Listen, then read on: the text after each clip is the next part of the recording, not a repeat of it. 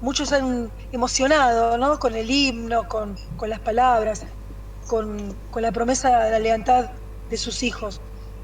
Y realmente es, el argentino los argentinos somos tan patriotas cuando queremos, y cuando no lo queremos, ¿cómo nos olvidamos de las cosas, no es cierto? ¿Qué pasa, Mariano, con eso? ¿Por qué la gente se olvida de su patria? ¿Por qué? Me quedó corta. No sé quién le ¿Qué preguntaste es lo porque que se ve el pasa? ¿Que nos fútbol. acordamos de Argentina? A vos, Mariano. Ah, ¿Por qué la gente se acuerda de Argentina, del país, cuando solamente juega el partido de turno? sí, por ahí porque no tengo una respuesta, no sé la verdad, pero me parece que por ahí algunas de las cuestiones pueden estar en que muchas instituciones se han venido abajo y no cree la gente en eso. Entonces el fútbol sigue siendo dentro de todo una expresión de cultura popular, ¿no? Que une, amalgama. Antes por ahí la gente estaba más dispuesta a expresar estos sentimientos en las guerras. Prefiero que sea en el fútbol que ir en la guerra contra un país vecino, ¿no? Más vale decir, che, este no me gusta porque hace tal cosa, o gambetea, o le dijo no sé qué cosa, me parece como menos. Pero bueno, el fútbol, bueno, Lucas puede hablar mejor que yo de esto seguramente. Ha sido estudiado por la historia en el siglo XIX, en su momento el Music Hall, por los historiadores ingleses, le han dado mucho valor a la cuestión de la cultura popular y de estas cuestiones que terminan siendo en algún punto también parte de nuestra identidad, ¿no? Se condensa un montón de cuestiones, después en la alineación que hay día a día también permite un poco liberar tensiones, ¿no? Qué sé yo, es me parece a mí que es un conjunto de cosas. Es más complejo de lo que a priori parecería ser algo como un entretenimiento y nada más. Sí, agrego una cosa.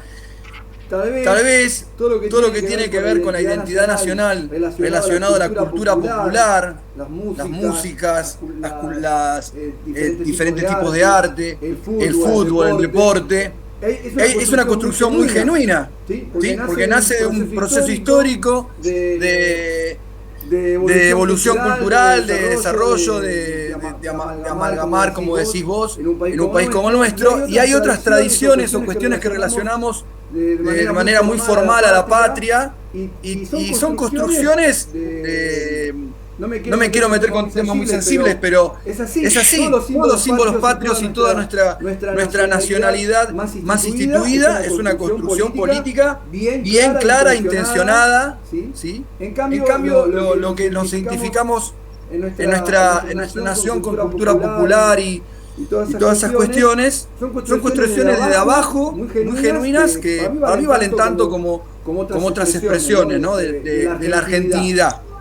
No sé, fui un poco, no sé si fui claro, ¿no? Pero a veces hay tradiciones inventadas, decía un historiador, ¿sí? O tradiciones creadas desde el poder, y otras genuinas que vienen de la cultura popular, ¿sí? Que son tan válidas también. Bueno, bien. ¿Les parece? Vamos a esperar 2 minutos, 3 minutos. ¿Qué les parece? Y ya podríamos arrancar. O esperamos un poco más. Somos poquitos todavía. Pero arrancamos que vamos sumando. Bueno, buenísimo. Arranquemos, chicos. Sí. Yo quiero ser muy breve. Agradezco enormemente acá a Mariano que está presente, un investigador, un doctor en historia. ¿Sí? Hemos recorrido junto a la Facultad de Buenos Aires, la Universidad de Buenos Aires, la Facultad de Filosofía y Letras. ¿Sí? Y agradezco como siempre a Flavia que nos invita al Instituto Histórico. Estamos en el marco de un ciclo de charlas, historia en las escuelas, así le terminamos de denominar. Ya hicimos una charla en la Escuela 1 este año, en la Escuela 3, escuelas de las más antiguas de Morón, el año pasado en la Escuela 1. Y estoy muy contento de ir cambiando las caras y sumar investigadores de la talla de Mariano Nagui que tenemos aquí compartiendo. Siempre somos del Instituto Histórico, que meten en mi cara, ya están acostumbrados a mi forma de hablar. Está bueno renovar, especialmente con gente tan importante en la historia como Mariano Nagui hoy por estos temas. En la Escuela 1 repetimos varias charlas por el proyecto que dijo Flavia, están pensando esta cuestión de identidad de la escuela, pensando si el nombre es Julio Argentino Roca, Teniente General Julio Argentino Roca, no olvidemos eso, el título militar que tiene el nombre de la escuela. Es pertinente, si se puede revisar esa historia. Roca siempre va, como dijimos la otra vez Flavia, va a estar unido a la historia de la escuela, no se va a borrar la historia de Roca, para nada. La idea es reformular y pensar esta identidad si el nombre los representa. Esa es la idea y estamos con esas charlas. Bueno, está Mariano Navia aquí, lo vamos a dejar hablar a él, lo presento brevemente. ¿Sí? Mariano, podemos decir la edad, Mariano, 46 años, 2 añitos más que yo. ¿Sí? Periodista, le pido por favor si podemos apagar los micrófonos. ¿Sí? ¿Bien? Ahí, no sé si los apago yo, por ahí para escuchar mejor. Mariano es periodista, doctor en historia, profesor de enseñanza media y superior en historia de la Facultad de Filosofía y Letras de la UBA. ¿Sí? Nacido un 4 de julio, Mariano, como la película. ¿Qué más? Muchas cosas para decir del proceso de formación de Mariano que nos ha contado, pero dejemos que lo cuente él un poco, ¿no? Ha participado, eso sí, hasta de documentales que están algunos en la red, después se los voy a pasar si les interesa, un documental que se llama Tierra Adentro del 2011, ese está, me pasó el link Mariano para compartirlo después. Un documental, una película en realidad, de más de 1 hora y media, muy interesante, que él participa, es protagonista. Bueno, ya lo dejamos presentado. Y bueno, me interesa preguntarle a Mariano, ¿sí?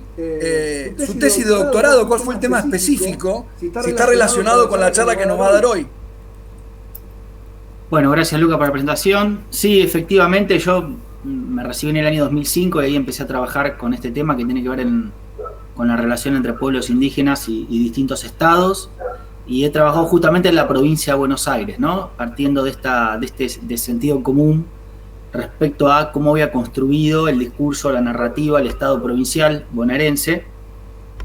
Y en este trayecto me fui encontrando con distintas comunidades, ¿no? Que al final fue lo que me terminaron dando el título de después cuando publiqué el libro, porque el libro se llama Estamos Vivos, ¿no? Entonces, esta idea de una provincia, la de Buenos Aires, que se jacta de no tener población originaria en su distrito.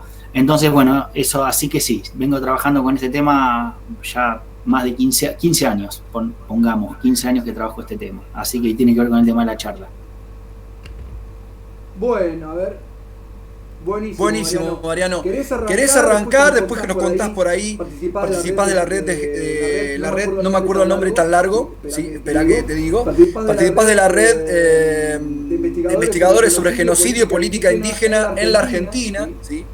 Pues por ahí contanos eso también.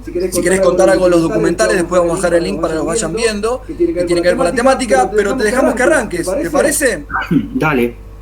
Bueno, la red lo que hace también nace para esa época y justamente busca todo tipo de información y documentación que den cuenta de si en la Argentina ocurrió un genocidio, cosa que ahora vamos a abordar en la charla. Voy a arrancar, si les parece, digamos, haciendo una pequeña presentación. Después vamos a ver 2 breves videitos muy chiquititos de 2 minutos y 1 minuto y medio, pero bueno, yo los voy llevando y vamos a ir charlando.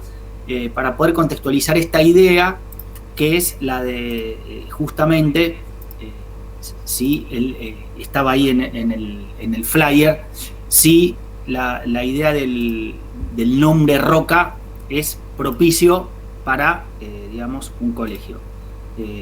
¿Ahí se ve bien? Sí, perfecto. Perfecto. Entonces las preguntas de inicio son: ¿es Julio Roca un nombre acorde para una escuela? ¿Imaginamos establecimiento llamado Jorge Rafael Videla, es decir, el último dictador de la Argentina? Nos preguntamos, ¿en Alemania existen colegios denominados Adolf Hitler, por ejemplo?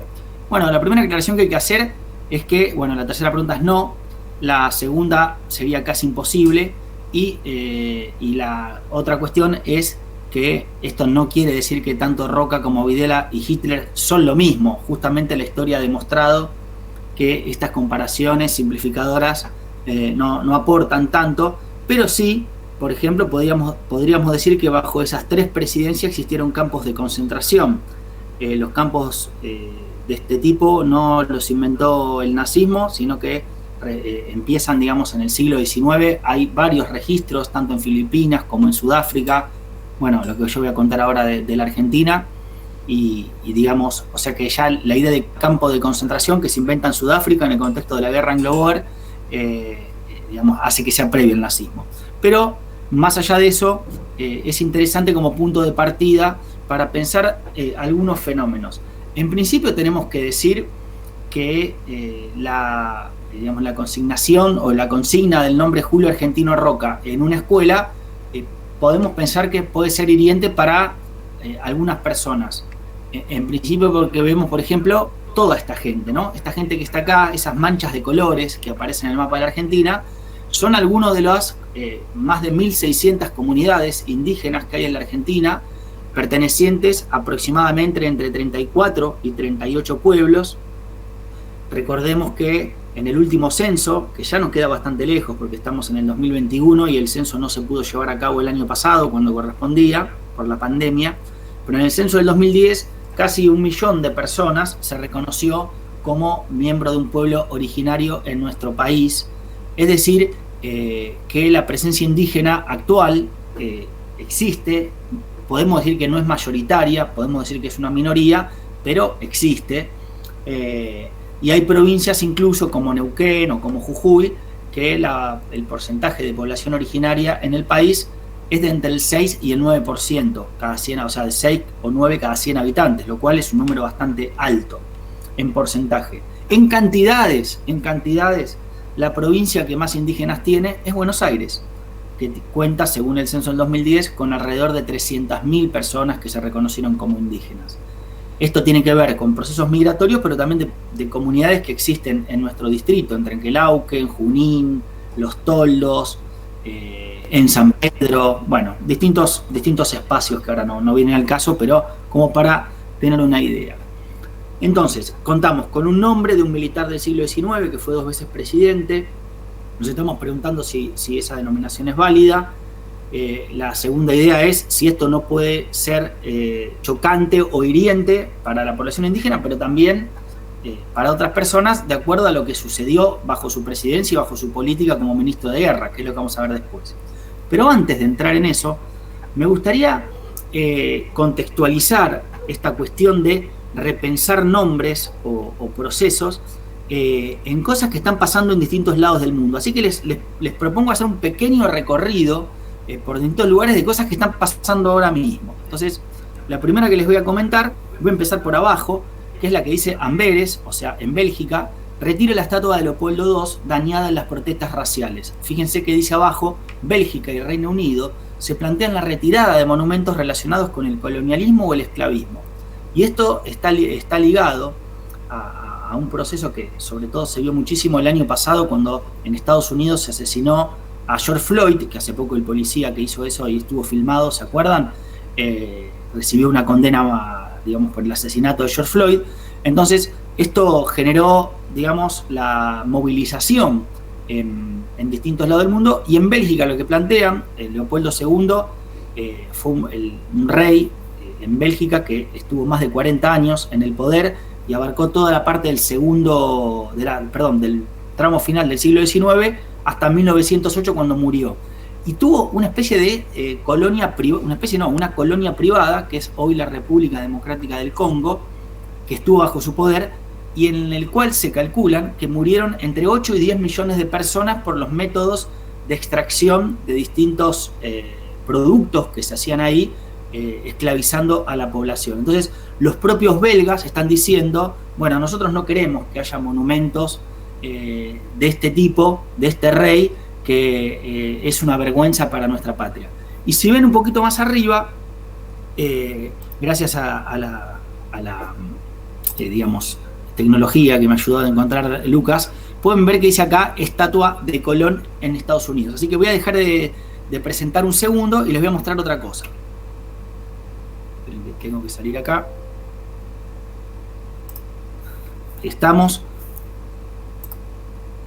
Esperen que tengo que hacer todo detengo la presentación Nos estamos viendo de nuevo y ahora les voy a presentar, me silencio para que el sonido sea, digamos, acorde o pertinente, y les muestro un pequeño 2 minutitos de lo que pasó en Estados Unidos.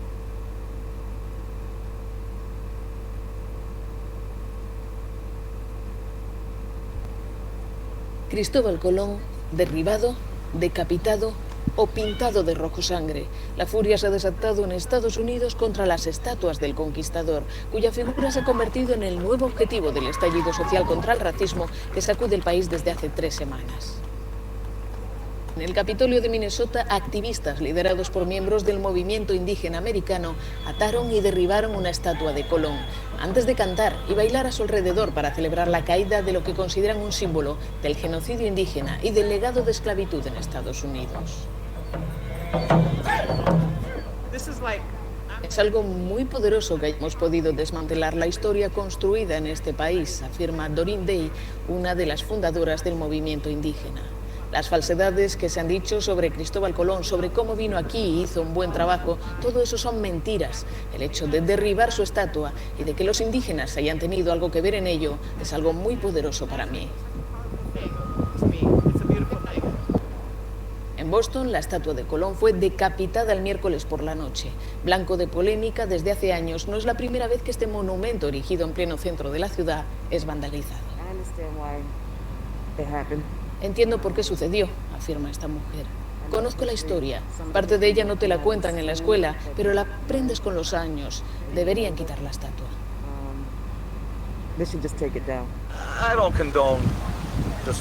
No apruebo la destrucción de la propiedad, dice este hombre. Entiendo la emoción que todo el mundo siente ahora con lo que ha pasado, pero hay otras formas de hacer las cosas. La estatua podría retirarse de forma legal.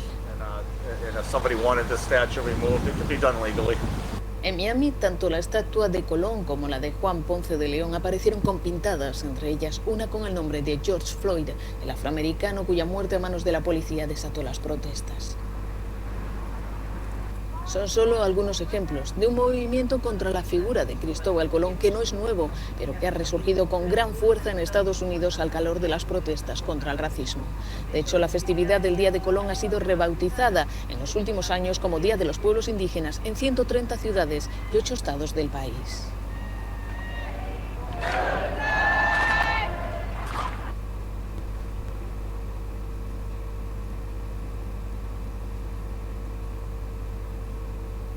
Bien, bueno, como podrán ver, no estamos inventando nada, es un fenómeno mundial, pero vamos a traer otros ejemplos también para que vean, porque, digamos, uno puede decir, bueno, en Estados Unidos, qué raro, ¿no? Porque no fue ahí tampoco digamos, preponderante la figura de Colón, que llegó más que nada a Centroamérica, pero bueno, la cuestión es que a veces las propias figuras de esos lugares son las que toman la fuerza, y Colón es obviamente toda una figura. Entonces, fíjense, ya tenemos Bélgica, Estados Unidos, y el otro ejemplo que les quería comentar es Australia, lo que se llamó la generación robada, y que está muy ligado también a lo que vamos a ver después de Canadá. En el 2008, el ministro australiano, el primer ministro Kevin Rudd, pidió disculpas en nombre de esta generación robada. ¿Qué pasaba en Australia? Bueno, en Australia el sistema de colonización lo que hizo fue un sistema legal, esto es muy importante resaltarlo, digamos, no era por fuera de la normativa, sino que era legal, hasta la década de 1970, en términos históricos es historia reciente, permitía sacarle digamos, los niños y las niñas a la población indígena para llevarlos a iglesias o entregarlo a población blanca, población civil, y digamos, para que se civilicen. Entonces, miles de niños y niñas fueron arrancadas de sus padres y madres, y tan es así que existe, por ejemplo, hoy por hoy, en un shopping en Sydney, en Australia, que cuenta en 22 imágenes muy potentes la historia de Australia. Y una de esas imágenes, que pueden ver acá, no sé si por ahí es muy chiquita la imagen, pero creo que bastante elocuente. Abajo dice The Taking of the Children, ¿no? O sea, se están llevando a los chicos, ahí se ven los miembros del ejército arrancándole estos hijos, y es por esa política, por esa deuda histórica, que el primer ministro australiano, que no fue una idea de él que le brota porque se levantó un día, sino que es un proceso que las propias comunidades venían reclamando, sobre esta que se llama generación robada, y es así que Australia ha pedido perdón a los indígenas y hay toda una reivindicación y poner, digamos, en la agenda pública lo que ha sucedido en Oceanía. El otro ejemplo que es muy reciente, pero les digo, cuando le digo muy reciente estoy hablando de este mes y del mes pasado, es estas noticias que están acá, que pueden ver tanto de arriba es página 12 y de abajo es Los Angeles Times, en donde no paran, lamentablemente, de aparecer restos indígenas de niños y niñas enterrados sin una identificación de sus identidades y que pertenecen también a esas escuelas residenciales que también estuvieron vigentes y abiertas hasta la década del 70 y que lo que termina generando en muchos casos es, fíjense ustedes, ¿no? Dice ahí arden, esto es un fragmento de un diario, arden las iglesias, al menos 10 edificios eclesiásticos fueron quemados luego de que se hallaran más de 1.200 cadáveres de niños indígenas enterrados sin nombre en las instituciones en las cuales eran sometidos a un proceso de, entre comillas, asimilación. Las imágenes son imágenes de estas últimas semanas. El conflicto ha escalado en Canadá de una manera notable y ahora vuelvo acá, los estoy por ahí volviendo un poquito locos con el tema de ir y venir, locos y locas, pero creo que vale la pena. Ahora voy a hacer una última presentación de un video y después ya volvemos definitivamente al PowerPoint, pero también este videito de 1 minuto 30 es muy ilustrativo de lo que sucede en Canadá, así que vamos ahí, pero me olvidé silenciarme, vamos de nuevo.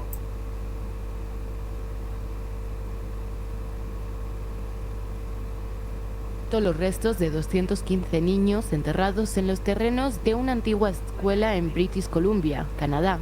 Se trata de uno de los mayores internados para niños indígenas del país, gestionado por la Iglesia Católica desde finales del siglo XIX.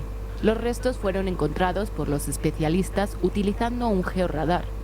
El primer ministro canadiense Justin Trudeau calificó el descubrimiento de desgarrador, tuiteando que era un doloroso recordatorio de un capítulo oscuro y vergonzoso de la historia del país. Algunos de los que murieron en la escuela tenían solo 3 años. No hay nada más doloroso en la vida que perder a un hijo. Hoy se me rompe el corazón al pensar en todos los padres amorosos que nunca vieron a sus hijos regresar a casa y a los que nunca se les concedió la dignidad de saber lo que pasó. Una investigación de 6 años sobre el sistema de escuelas residenciales de Canadá concluyó en 2015 que más de 4.000 niños indígenas murieron mientras asistían a las instalaciones. Separados por la fuerza de sus familias, muchos fueron sometidos a abusos físicos, violaciones y desnutrición. Otros fueron utilizados como sujetos de experimentos científicos. La última de las escuelas cerró en 1996. Más de una década después, el gobierno canadiense emitió una disculpa formal. Justin Trudeau aceptó lo que les ocurrió a muchos de los 150.000 niños que formaron parte del sistema, que constituye un genocidio cultural. El colegio residencial indígena de Kamloops cerró en 1978 y ahora es un museo y centro cultural. Los grupos de la comunidad indígena afirman que están colaborando con el forense local y esperan tener las conclusiones preliminares a mediados del mes que viene.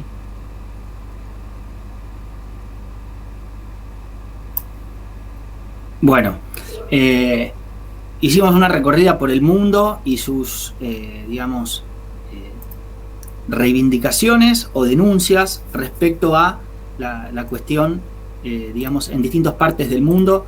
Lo que quería ilustrar también con esto tenía que ver con la idea de cómo, básicamente, en distintos lugares del planeta hay una revisión histórica que pone en discusión, en debate, lo instala, respecto a cómo se ha construido la historia en distintos lugares del mundo. Esto incluye también a la Argentina. ¿Quiénes son los próceres? ¿Cómo se eligen los nombres de calles, por ejemplo? En la Argentina, cuando uno recorre y conoce un poquito de la historia, a veces se nos pone la piel de gallina pensando cómo esta persona puede tener, un nombre, con todo lo que hizo, ¿no? Entonces, bueno, en Argentina también tenemos algunos procesos. Podríamos decir que la escuela número 1 de Morón no es la primera que busca también un cambio de nombre, llamándose Roca. Hay distintos casos en el país, pero además donde hay un monumento a Roca y siempre está también en discusión es en Bariloche. Ahí pueden ver, por ejemplo, el monumento a Roca en Bariloche, en el centro cívico, y pueden observar 2 o 3 cosas. La primera Bueno, lo primero que tienen que saber es que estos monumentos fueron erigidos básicamente por el hijo de Roca, pero lo pagaron los argentinos, o sea, no lo pagó de su bolsillo. Quiso honrar a su padre, pero no quiso, hasta ahí llegó su honor. Dijo, está bien, yo lo honro, pero ustedes lo pagan. Así que fue un gasto público. Y lo segundo que hay que saber es que si ustedes miran en la imagen de la izquierda arriba, en la parte superior, ahí pueden ver, ven, en toda esta parte de acá, están viendo cómo ya fue, víctima, de algún modo, de muchos grafitis.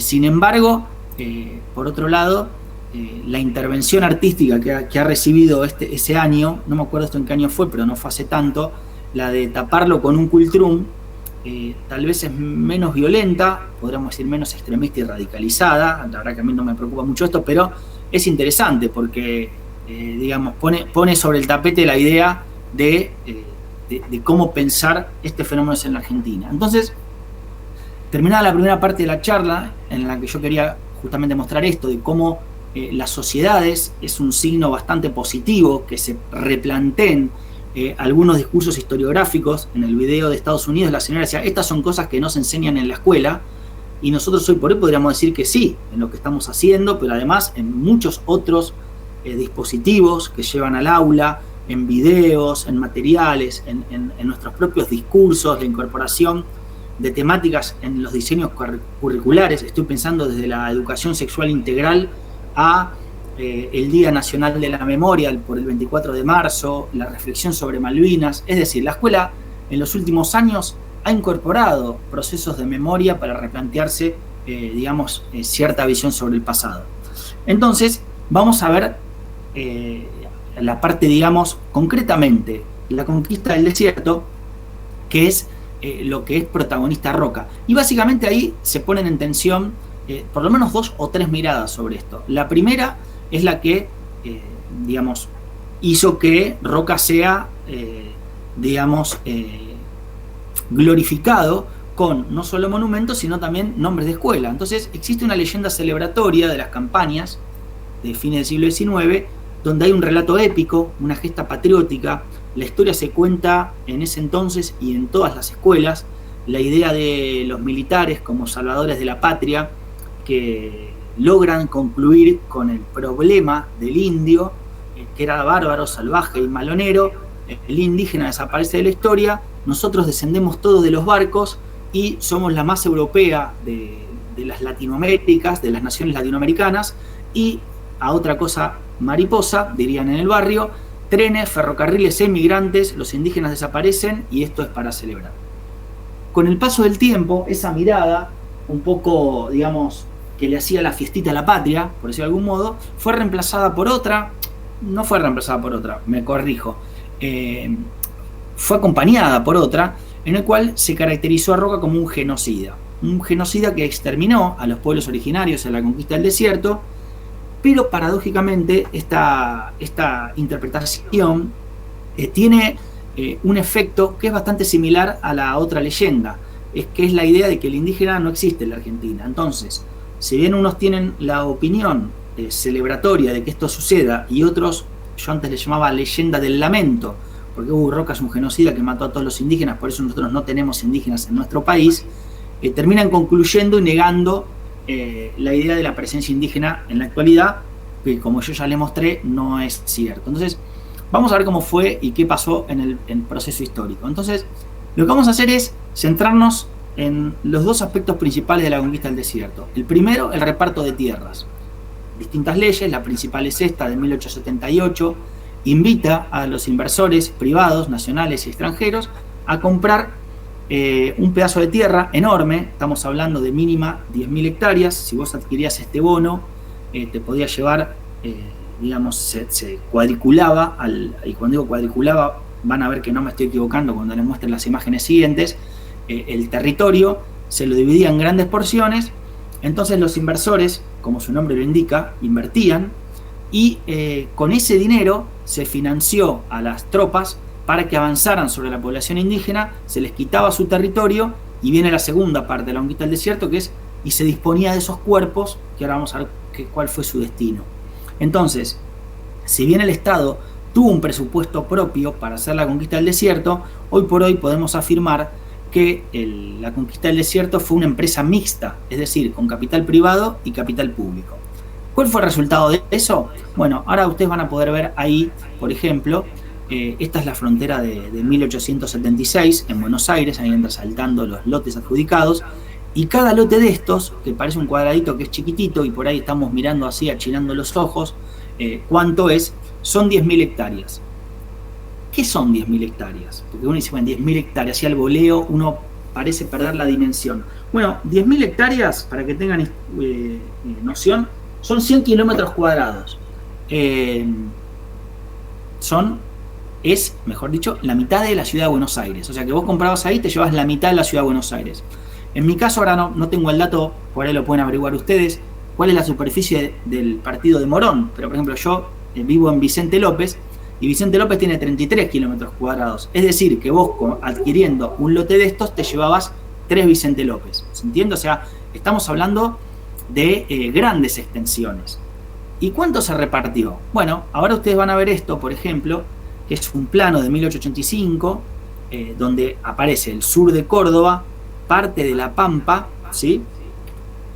Y cuando ven acá aparece también el oeste bonaerense. Entonces, más o menos se reparte ya para 1885, fíjense que tenemos 2 millones de hectáreas, 3 millones de hectáreas y 8. Estamos casi, es un poquito menos en realidad, pero son 14 millones de hectáreas. Esto está, si ustedes miran el plano acá, el grande, esto es desde la frontera del 76 hasta el meridiano quinto, donde se fija el límite entre Buenos Aires y el territorio nacional de La Pampa, y el sur de Córdoba, ¿sí? Es esto. Rápidamente en este plano, si uno busca nombre por nombre, que es un trabajo que yo estoy haciendo ahora, buscando familia por familia, hay lotes que son un poco más chiquitos, lotes que todavía no se habían vendido. Entonces, de todo este reparto de 14 millones de hectáreas, para 1885, después sí se vendieron, pero por eso es importante el dato de 14 millones de hectáreas, se reparten entre un centenar de inversionistas. Y lo que es importante es, bueno, otra vez, ¿cuánto es 14 millones de hectáreas? Bueno, en principio ese reparto es más tierra que cada una de 14 provincias de la Argentina. Es decir, ¿qué quiero decir con esto? Que ese reparto equivale, por ejemplo, a la mitad de la provincia de Buenos Aires, equivale a todo el territorio, lo que es hoy la provincia de La Pampa, equivale a un montón de veces la ciudad de Buenos Aires. O sea, es más que toda la provincia de Misiones, que toda la provincia de Formosa. No sumado, estoy diciendo de cada una. Es más que la provincia de San Juan. Es más... Mariano, sí. Para que el dato de Morón, un poquito más de 50 kilómetros cuadrados. ¿Cuántos Morón son los 14 millones de hectáreas? Bueno, ahí ya estamos. 50. Llamen a los matemáticos y a las matemáticas, pero en principio cada lote son 2 Morón. Claro, exactamente, ahí está. ¿Se entiende? Ahí está, que era la mitad de la ciudad de Buenos Aires, con relación a Morón, más de 2 Morón. 2 Morón, claro, porque cada lote, cada cuadradito que ustedes están viendo acá, son 10.000 hectáreas, que son 100 kilómetros cuadrados. Si Morón tiene 50, son 2. ¿Sí? Así que a lo que voy es que cada persona que se quedó con esto, con un lote de estos, que compró un lote de estos, digamos, aseguró su futuro, digamos, de manera muy tranquila. Hay algunas personas que ustedes conocen, por ejemplo, yo he encontrado aquí entre algunos de los compradores, están los hermanos Seré, ¿no? que después tienen sus inversiones y son los que tienen también la propiedad de la mansión Seré, que digamos tristemente célebre porque fue un centro clandestino de detención durante la dictadura y que hoy es un predio recuperado donde se hacen distintas actividades, que he tenido la oportunidad de estar algunos años atrás, 4 o 5 años atrás, pero se puede seguir visitando, si no entiendo mal, no sé ahora lo que fue el centro clandestino, que además tiene su popularidad porque fue donde está el famoso caso de Crónica de una fuga, de este arquero de Almagro, que ahora me olvidé el nombre, de Claudio Tamurrini, y la fuga y la película, bueno, toda esta cuestión. Así que bueno, hay que decirlo también, muchos de los que compran estos lotes ya eran terratenientes en lo que era la parte ya ocupada, con lo cual lo que termina siendo este reparto de tierras es amalgamando, galvanizando, cristalizando a la clase terrateniente argentina. Y el segundo elemento, para ir llegando, digamos, a lo que pasó, es que a diferencia de la última dictadura militar, y esto creo que es lo importante y para mí el aspecto nodal de por qué no queda bien una escuela con el nombre de Roca, porque él era el ministro de Guerra y después el presidente cuando pasó todo esto, y él fue el que implementó esta política, fue el ideólogo de esto, es que decía que a diferencia de la última dictadura militar, el destino de los indígenas y de las indígenas fue el reparto, ¿no? La apropiación de niños y niñas, igual que como veíamos en los casos internacionales. Esto, a diferencia de la dictadura, no se hacía de manera clandestina, por eso aparece, como ustedes pueden leer ahí, ¿cómo se llama? En los diarios de la época. Entonces, se avisa acá que se entregan, va un periodista y cubre todo esto y no puede creer lo que está sucediendo, los llantos, el reparto que se hace públicamente, que justamente trajo, a diferencia de lo que han dicho alguna vez algunas personas, de que en la época estaba bien, esto generó muchas rispideces, generó, quejas en los debates parlamentarios, hay gente que denuncia esto, y después los repartos se empiezan a hacer no tan a la vista en la ciudad, y la sociedad de beneficencia inventa un contrato para repartir sobre todo a las niñas y a los niños que tenían como destino el servicio doméstico. Entonces ahora vamos a hablar de eso un poquito. Fíjense, esto es la demostración de que, digamos, no era clandestina la cuestión, ¿no? Ahí están en los días, esto es un recorte de un diario de cómo estos terratenientes van pidiendo a estas familias y se las llevan a trabajar a sus campos, porque los tres principales destinos son el servicio doméstico, principalmente para mujeres, niños y niñas, las actividades productivas, ingenios azucareros, viñedos en Mendoza, ingenios en Tucumán, estancias, etcétera, y también el tercer destino de la población indígena sometida va a ser las Fuerzas Armadas, que en este momento es el Ejército y la Marina, porque no existía la aviación, claramente. Y la otra cuestión que vamos a ver aquí también es la implementación de campos de concentración de indígenas, y cuando hablamos de campos de concentración, tenemos como muy especial y bien documentado acá, con un colega hicimos una investigación que encontramos 500 documentos que dan cuenta del funcionamiento del campo de concentración de la isla Martín García. Hablamos de campo de concentración porque aquí la gente que antes iba detenida no va, a diferencia de lo que va la población criolla, que iba detenida por un crimen, por un lapso determinado, se le hacía un juicio y recibía una condena y podía ser visitada, sino que iban como prisioneros de guerra del Estado argentino. Entraban a Martín García, se los analizaba para ver si eran inútiles o débiles en caso de que tuvieran alguna afección y no les sirviera para el reparto.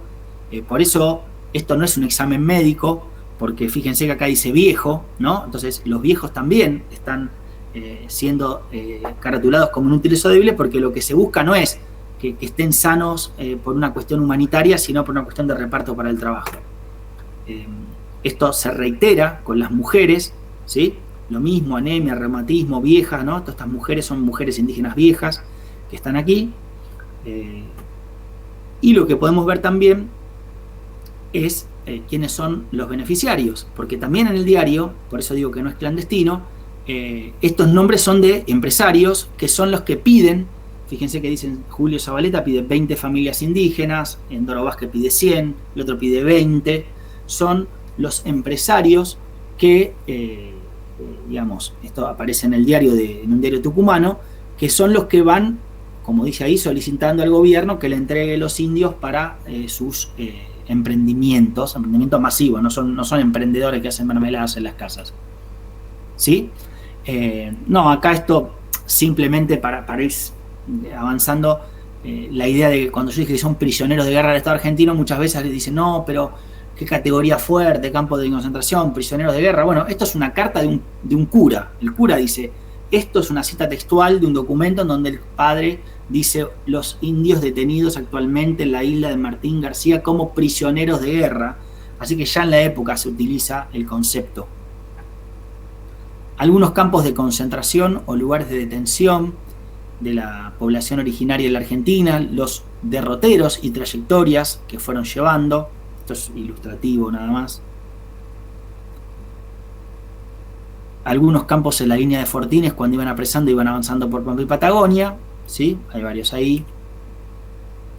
Y otra cuestión que nos dificulta mucho a los y las historiadores y a las propias familias para poder reconstruir esas historias es que gente como Luis María Campos, que tiene una calle, que era el que decidía todo, era el jefe de la Inspección y Comandancia General de Armas, dice esta cosa que es bastante extraña en 1876, que los indígenas no tienen nombre, fíjense ustedes. Con lo cual, ahí se produce el borramiento de la identidad y muchos indígenas adquieren nombres en castellano. Algunos, por ejemplo, los llaman Isla, Martín o García, ¿no? Tomando el nombre de la isla donde estaban detenidos.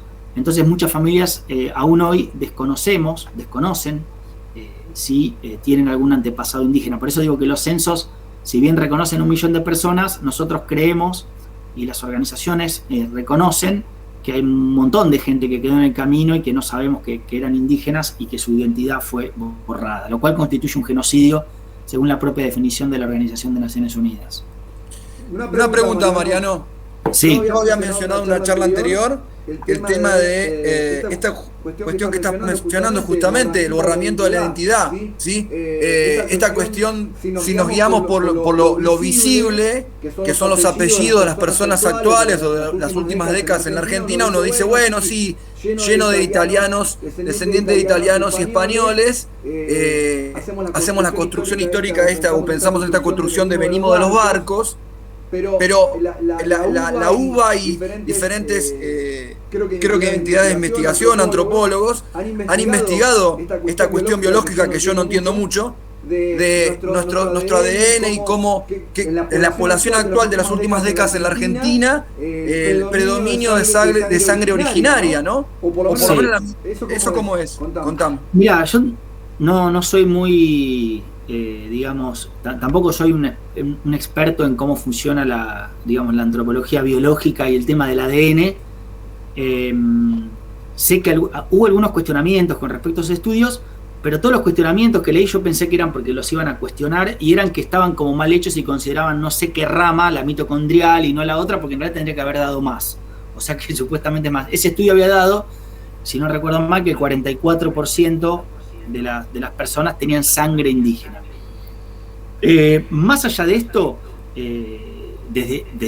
para mí lo que demuestra el proceso social y la propia documentación es que sí, esto también pasa con la población afro. Nuestro país cuenta con varios millones de población indígena y afro. Lo que sucede es que está negada y que este componente, por supuesto, se ha mezclado por el innegable proceso migratorio que fue masivo a fines del siglo XIX y que tiene su punto más alto en 1914, y cuando después ya empieza a descender por la Gran Guerra y nunca más vuelve a tomar los números de esos años. Es muy marcada la emigración en la zona del litoral, no tan así en las provincias, en otras provincias, sobre todo en el noroeste. Lo que ha prevalecido, en cambio, es un discurso de la blanquitud de nuestro origen, que ha no ponderado esta cuestión indígena y afro, que se niega y que es muy difícil de reconstituir por estos procesos, ¿no? Más allá de los avances que puede haber en la genética como para poder demostrar estas cuestiones que a mí se me escapan, ¿no? No sé si respondí, Lucas, tu pregunta, pero más o menos va por ahí. No, perfecto, sí. Yo el dato que tenía entendido es que el 50% del estudio en la sangre de los pobladores actuales de Argentina se encontraron origen de pueblos originarios. Sí, yo no me acuerdo si era el 44 y el 56 no, o era el 56 sí y el 44 no ahora, pero bueno, de todas maneras estamos en lo mismo, claro, y lo borrado que está esta identidad por los procesos de genocidio de una identidad, ¿no? Totalmente.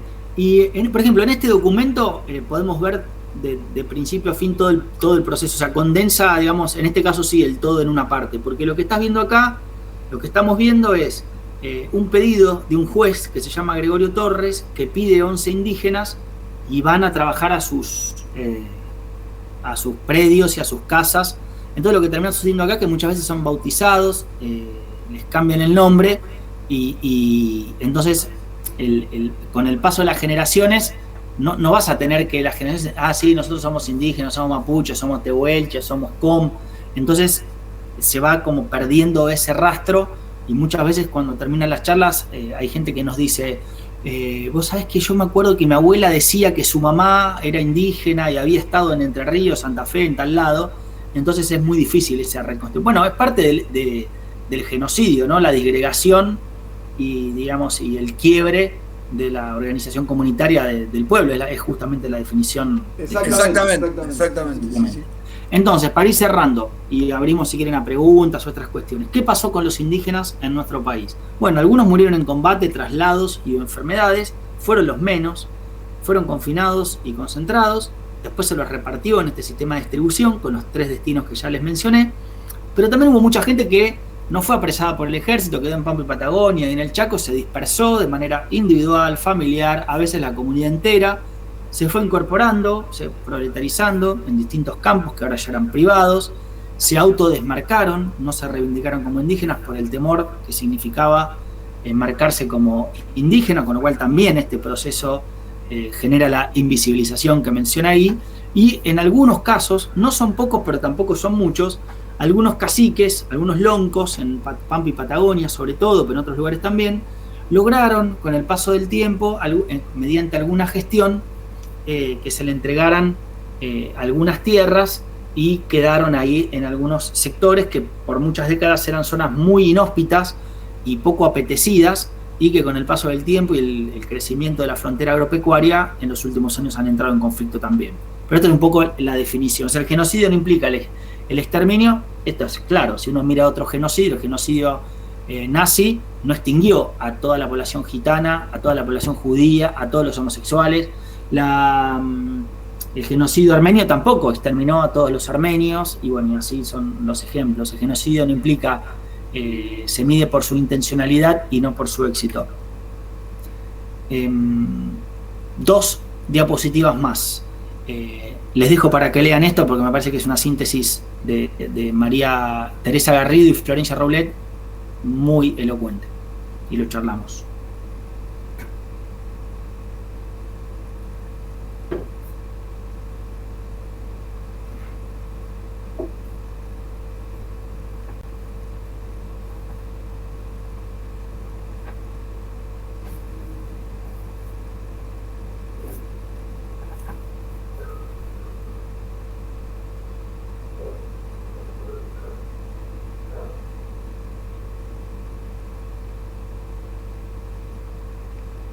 Bueno, me parece que por eso se los compartí, porque ahí está poco sintetizada lo que sufrieron las comunidades indígenas y que en la actualidad constituye justamente el delito de genocidio, y por eso hablamos de genocidio indígena.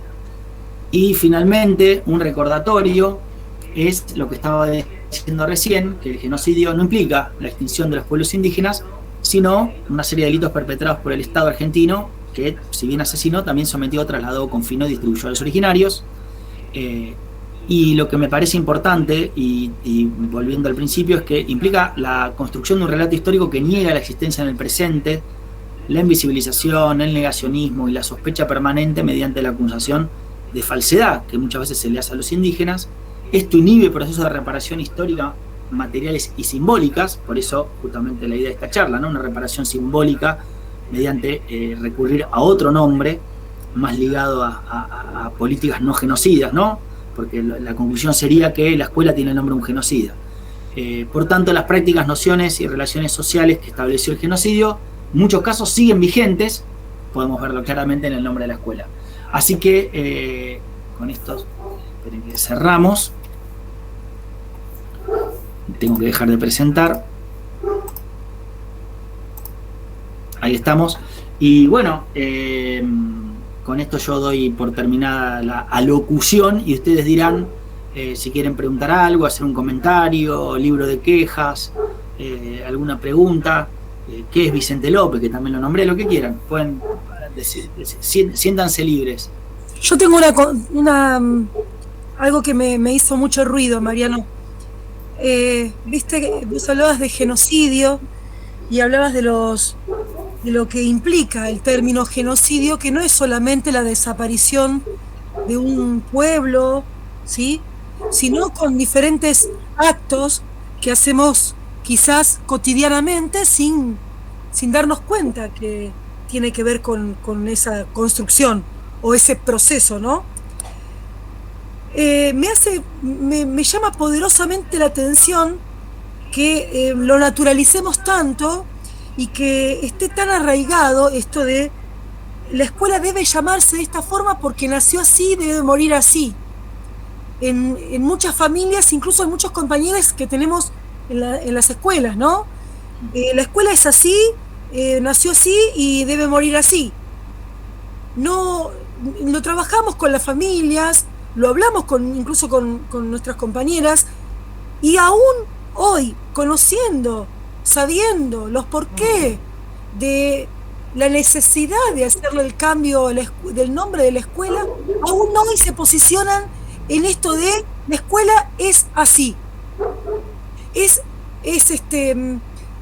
A veces es contradictorio porque nosotros estamos formando seres, formando personas, futuros ciudadanos, que van a tener que elegir el día de mañana a sus representantes y van a tener que además persuadir, a ver, no es la palabra persuadir, sino votar y elegir propuestas.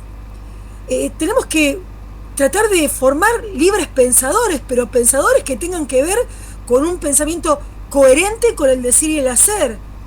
Nosotros no podemos decir que somos democráticos, que somos participativos y demás, cuando en realidad nos negamos a modificar o nos negamos a revisar nuestra historia, en este caso la historia de una escuela. Yo pregunto, ¿por qué sucede esto? ¿Por qué se arraiga tanto y se conserva tanto estas cuestiones? ¿Por qué? Bueno, en principio hay cuestiones sociológicas y otras más psicológicas, ¿no? Pero de lo psicológico no puedo hablar, no quiero hacer ejercicio ilegal de la psicología, pese a que la historia es una disciplina que mucha gente la hace sin ningún, digamos, tapujo y conocimiento. Yo dejo la psicología para los psicólogos y psicólogas. En cuanto a la sociología, digamos, está comprobadísimo que los cambios a veces cuestan y somos renuentes. Y a mí se me ocurre cualquier ejemplo, puedo decir. Bueno, yo nací sin celular, por ejemplo, porque soy un señor grande. Entonces, con ese criterio no tendría que usar celular ni Meet, porque yo nací así. Nací sin celular, sin Meet. Los autos no tenían pasacassette, por ejemplo, miren qué viejo que soy.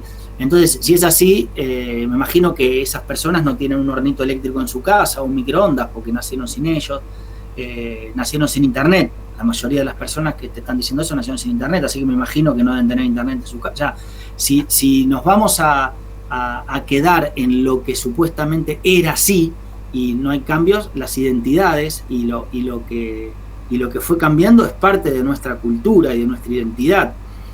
También no era así poder divorciarse, no era así el matrimonio igualitario, no era así la ley del aborto y no era así un montón de cosas. O sea, para mí justamente no se trata de que todo lo anterior estuvo mal, no se trata de eso, se trata de revisar algunas cuestiones y en el caso de Roca y su historia y la historia de la Argentina, que tiene que hacer un replanteo sobre el genocidio indígena, es elocuente. El segundo término sobre lo primero que dijiste es, nosotros tenemos una frase que usamos mucho en las charlas, que es que por supuesto que llamar Roca a un colegio no es un genocidio, para nada, pero no podés explicar que se llame Roca sin entender que hubo un genocidio, ¿se entiende? Es como un efecto colateral, ni siquiera colateral, son como esas películas que a mí me gustan mucho, contrafactuales, se llaman, que es ¿qué hubiera pasado si Hitler hubiera ganado la guerra? Entonces te muestran en los años 70, hay una serie llamada The Man in the High Castle, que es muy buena, que plantea eso, y está Estados Unidos, en parte la tiene Japón y otra la tiene Alemania, o Fatherland, que también ocurre lo mismo y Hitler cumple 75 años, y una colega, Diana Lenton, plantea siempre esto, ¿no? Que dice, bueno, el nazismo fue derrotado, las potencias vencedoras lo juzgaron en Nuremberg, la dictadura se terminó, vino el juicio a las juntas, después hubo avances y retrocesos, leyes de impunidad, que incluyó los indultos, avances, pero hay un quiebre, porque en el 83 volvió la democracia. Y la pregunta que hace esta colega, que nos interpela bastante, es, bueno, ¿cuándo terminó el genocidio indígena? ¿En qué momento el sistema que planteó dijo, bueno, hasta acá llegamos y hay una reparación? Así, a mí me parecía importante mostrar, aunque sea de manera simbólica, lo que sucedió en Australia o en Canadá, o lo que pasa en Estados Unidos, no porque yo crea que son de avanzada, ni mucho menos, no vamos a elogiar la política justamente racial de Estados Unidos, que hasta hace muy pocos años nos dejaban centrar a la población afro en los colectivos. O sea, no hace falta que hablemos, digamos, que seamos tan, pese a que nací el 4 de julio, el Día de la Madre Patria, y no voy a ser tan chupamedias, pero a lo que voy es que hay efectos y hay discursos escolares también, mediáticos, que han cristalizado la idea de la no existencia, de como si se hubieran extinguido por causas naturales los indígenas, no hay genocidio, bueno, cosas de la evolución. Entonces hay prejuicios, hay lo que nosotros llamamos metáforas de la sospecha, cuando aparece un indígena con jean y celular y plantea ciertas cosas en los medios, todo el mundo se pone mal porque no es como el indígena que imaginamos, que es un tipo en caballo, que no sabe leer ni escribir, en taparrabos, como en las películas. Entonces, el indio domesticado les gusta, ¿no? Va a TN, hace un móvil en algún lugar perdido y el indígena está ahí casi sin saber hablar, pobre, sumiso. A esos indígenas les sienta bien, dice otra colega, Noelia Enris. Pero el tema es cuando el indio está politizado y se organiza y protesta, a ese indígena ya no gusta nada, ¿no? Hay un escrito en la revista Anfibia que se llama El verso del indio trucho. Es buenísimo ese artículo de mi compañera Noelia Enris, es muy cortito, se los recomiendo, en la revista Anfibia, El verso del indio trucho, que habla de todo esto. Entonces, lo que yo creo que sucede es que mover para un cambio cuesta. Yo creo que va a tener mucho más apoyo la idea si la elección y la fundamentación del recambio de nombre, es decir, ¿por qué se va a reemplazar? Porque como el por qué no Roca es la primera parte de la tarea. La segunda parte es qué nombre va a elegir la comunidad para reemplazar a Roca. Entonces, yo creo que cuando la propuesta seguramente provenga y vea que tenga que ver algo con lo local o con algo que todos y todas nos sentimos identificados, identificadas, que haya hecho seguramente aportes a la comunidad de diversos lados, que incluso muchas de esas personas que son renuentes al cambio digan, no, pero claro, yo no me puedo poner en contra de esto, porque si no pasa como el otro día leí en un parque, que era, si no fuera triste sería gracioso, en Bahía Blanca, que bueno, ahí es muy potente la derecha en Bahía Blanca, y hicieron una campaña para sacarle un parque, Conquista del Desierto, y la primera opción que ganó fue la de Roca. Es buenísima, me parece una genialidad.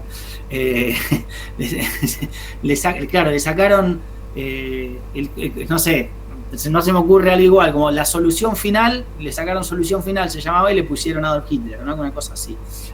O sacarle proceso de revolución nacional y ponerle Jorge Rafael Videla, una cuestión así. Entonces, me parece que es un proceso, hay que seguir hablando y charlando y conversando y entender que son tiempos acá en la comunidad educativa, o sea, en lo local, en lo nacional y en el planeta, que hay cosas que generacionalmente no van más y que por lo menos hay que ponerlas en debate y discutirlas, y con fundamentos. Nosotros, por ejemplo, todos los documentos que están viendo ustedes son documentos estatales.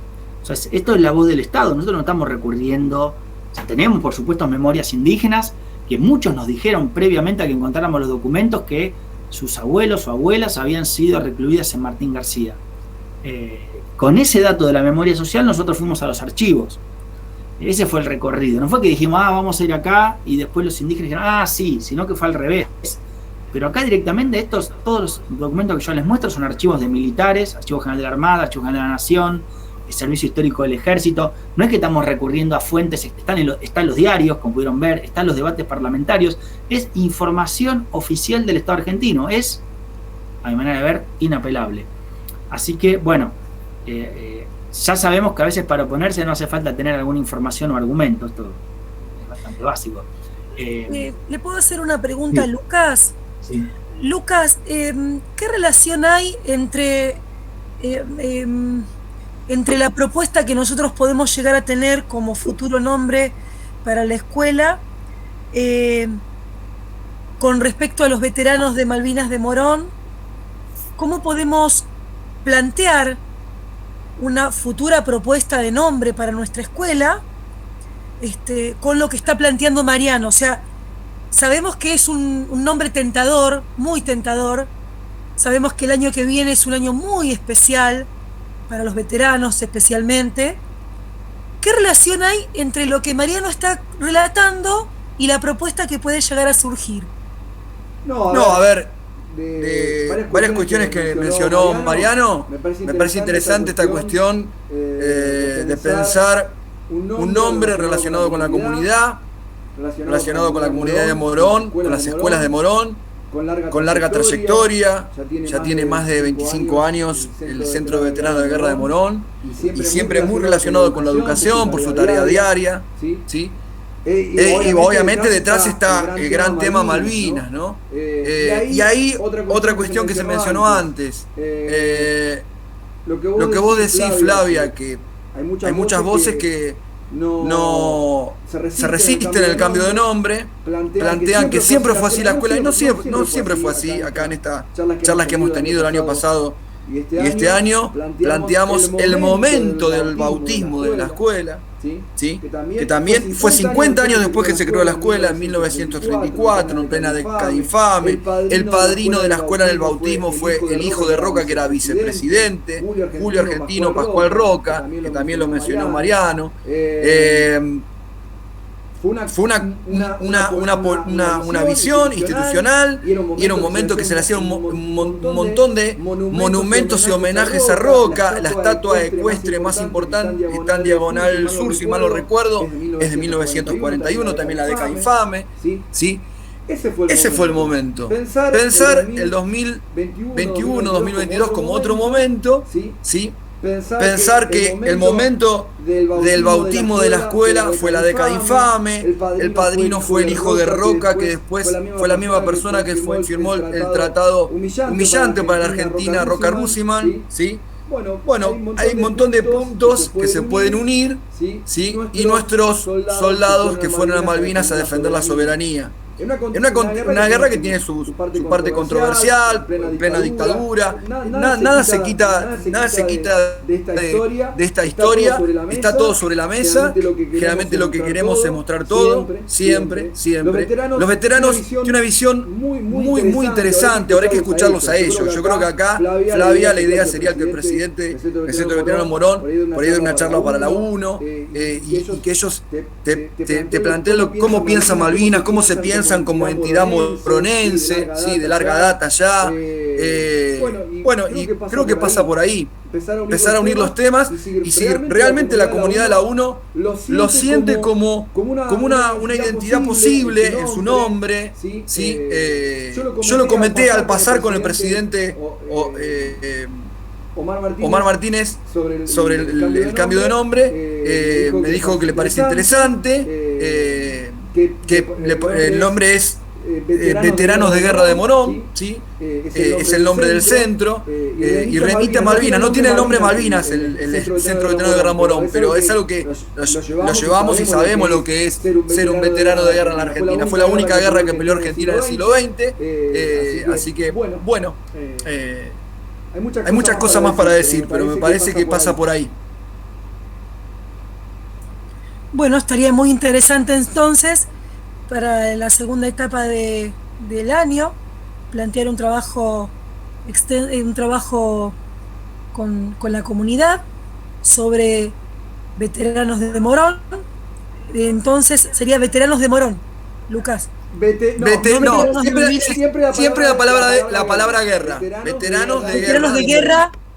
Malvinas no, veteranos de guerra de Morón. El centro se llama Centro de Veteranos de Guerra de Morón, ¿sí? La palabra centro no entraría, me parece, para ponerlo en la escuela. Obvio. La palabra centro sería Veteranos de Guerra de Morón, ¿sí? A ver, yo creo que lo tenés que terminar de pensar y trabajar con la comunidad y con los veteranos. ¿Cómo lo sienten ellos? ¿Qué les parece? ¿Sí? Pensarlo con ellos. Y obviamente tiene que estar el acercamiento y dar una o dos charlas y empezar a ver esta cuestión, ¿sí? con ellos. Yo puedo colaborar, participar y Mariano hasta lo podemos invitar que venga a escuchar alguna de las charlas, porque me parece que él ya forma parte de esta construcción y revisión, y bueno, y sumar a todos los que podamos sumar, ¿sí? Pero parece que ahí los protagonistas tienen que empezar a ser ellos, que han dado tantas charlas ellos mismos en las escuelas, los veteranos de Guerra de Morón, bueno, empezar a sumarlos. Perfecto. Bueno, chicas, nosotros vamos a ser multiplicadores de esta charla, como hoy bien les decía. La estoy grabando hoy. Fabuloso.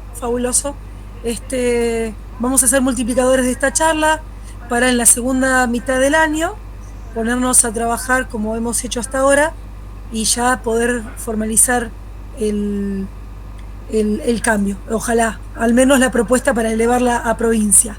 ¿Alguna de las chicas tiene alguna pregunta para hacer? ¿Nada? Están todas calladas, pero parece que estamos todos cansados. Sí, estamos todos muy agotados, esa es la realidad.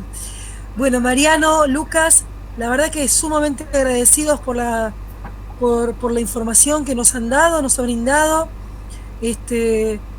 Estimo que en la segunda parte del año vamos a planificar un nuevo encuentro para trabajar esto, como bien lo decíamos, y sumamente rico todo lo que han comentado, sumamente interesante, como bien dicen mis compañeras. Aprendemos mucho con ustedes, muchísimo, y les vuelvo a decir lo que experimentamos en los actos de promesa a la lealtad de la bandera fue un amor por nuestra patria. Los chicos son puros, los estudiantes, los nenes son puros, y nosotros como formadores tenemos que enseñarles justamente la historia, pero desde el lugar del revisionismo, no creernos todo, ¿no es cierto? Plantearnos, ¿no, Mariano? Plantearnos esto, ¿y por qué? ¿Y para qué? Y si fuese al revés, ¿qué hubiese sucedido? O sea, que no sea un mandato que nos enseñaron y quedó, los paraguas del 25 de mayo, las cadenas que se rompen en la independencia, el Día de la América. Yo recuerdo que cuando era chica tuve que actuar en el Día de las Américas, cantábamos la canción ¿se acuerdan? La canción de Mercedes Sosa, Canta conmigo hermano. Me habían disfrazado de Coya, y a mis compañeros también, y no sentía, al menos yo no recuerdo haber sentido esto que hoy, que experimentamos con todos los estudiantes en estos días. Los nenes tienen más claro. A nosotros nos enseñaron a decir que sí. A nosotros nos enseñaron, si tuvimos la suerte de tener alguna profesora o maestro que nos haga abrir los ojos, nos enseñaron a decir todo que sí. Y no es todo que sí. Es todo y sí, y si no, ¿qué pasa? ¿Sí? Me parece que es una buena postura para crear ciudadanos. Mirá, las nueces para hacer las carabelas, las 3 carabelas, la Santa María, la Pinta y la Niña. Es verdad, muy cierto, Silvita. ¿Y qué pasaba con las carabelas también? ¿Se entiende? O sea, plantearnos estos por qué.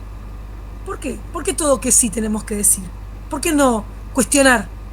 Y eso yo creo que tiene que ver con la formación de ciudadanos críticos, observadores, para que no nos vendan un buzón, ¿no es cierto? Ni más ni menos.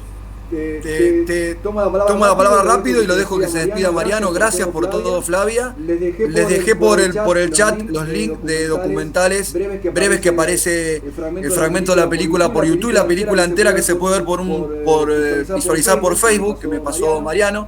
Si quiere comentar algo más, Mariano, la película está muy buena y tiene muy relacionado con los temas de hoy que mostró, de 1 hora y media. Y gracias. Muchas gracias, Mariano, por estar acá, por tomarte el tiempo, por la presentación, por la dedicación, el profesionalismo que siempre tenés y el carisma también que tenés por estar acá. Bueno, te dejo y te despido y te dejo la palabra a vos, Mariano. Gracias. Bueno, gracias a ustedes por invitarme y ser parte de este proceso que tiene seguramente muchas aristas, así que encantado de haber participado. Respecto al documental, es una película, no es un documental, que retoma la vida de 4 personas digamos, un descendiente de uno de los conquistadores del desierto, un chico mapuche adolescente que ya va a andar por los 20 y pico de años, porque la película fue hace 10 años, un historiador argentino que soy yo y un comunicador social mapuche chileno. Y bueno, con esas 4 biografías va tejiendo toda una historia, va por Pampa y Patagonia, va yendo a distintos lugares, y bueno, tuvo muy buena llegada, por suerte, y hemos participado en eso. Les quedo comprometido para futuros encuentros, les agradezco, y nada, les dejo un abrazo y que la pasen lindo. Abrazo grande. Gracias. Muchas gracias, chicos. Gracias, gente, por estar acompañándonos. Gracias. Un aplauso a Mariano y Lucas. Cuídense mucho. Gracias, Mariano. Nos vemos. Muchas gracias. Hasta mañana, chicas. Hasta mañana, gente. Gracias. Gracias, nos vemos. Cuídense mucho. Chao, chao.